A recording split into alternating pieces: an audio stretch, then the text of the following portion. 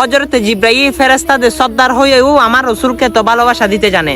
আমরা সেই নবীর উম্মত হয়েও সেই নবীকে ভালোবাসা দিতে পারতেছি না। আমি কেন বলছি জানেন?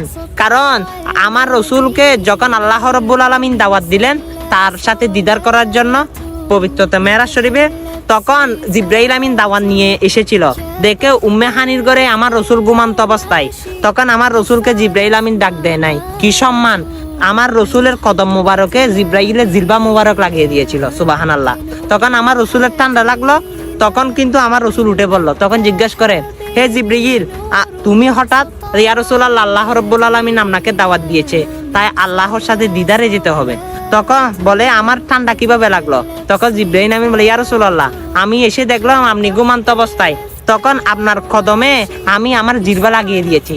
তখন আমার রাসূল জিজ্ঞেস করে, হে জিবরাইল, তুমি এটা কি করেছো? ফেরেশতাদের সর্দার হয়ে তোমার জিহ্বা